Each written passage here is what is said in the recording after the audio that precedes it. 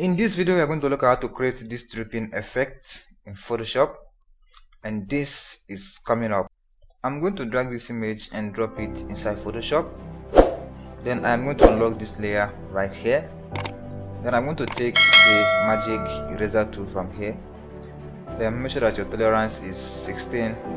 Then come over here and left click to remove the background based on colors. Left click on the area that has the same color, then the background will be gone. Just remove the background like this. Then take the eraser tool, then erase this one. Then you can go to adjustment layer, then go to solid color. You need to give it an vibrant or orange color like this. Then hit OK. Then drag and drop it at the behind our model. Then press Ctrl and T on your keyboard and scale, reduce the size. Then you can place it somewhere here like this. Then hit OK.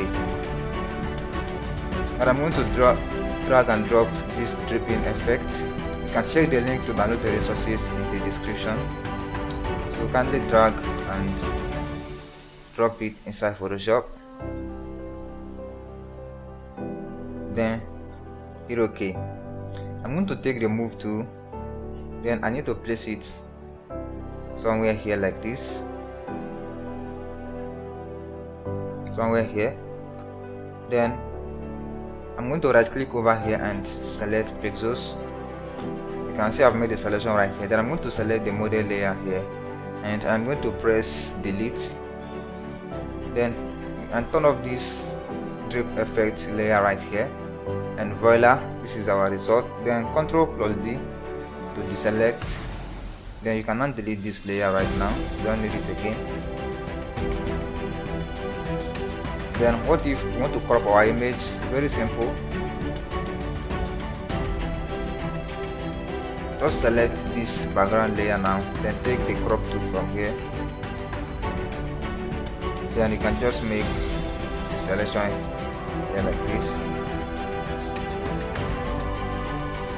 Then hit OK from here.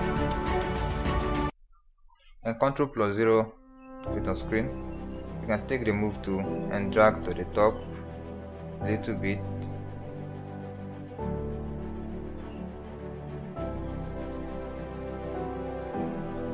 Then I'm going to give it a new layer from here. Then I'm going to right click and take the ellipse tool, then draw a circular ellipse here like this. Then take the move tool from here. You can drag and place it somewhere here like this. Then drag and drop it beneath our model layer just like this. Then you can go to filter, go to blur, and go to Gaussian blur. Then convert it to a smart object. Then the radius is 50% here. Then hit OK. Then you can change the blend mode to something like soft light. Then double click on the background color now. You can change it, giving it a pink color. Pink color will be good. Something like this. Then hit OK.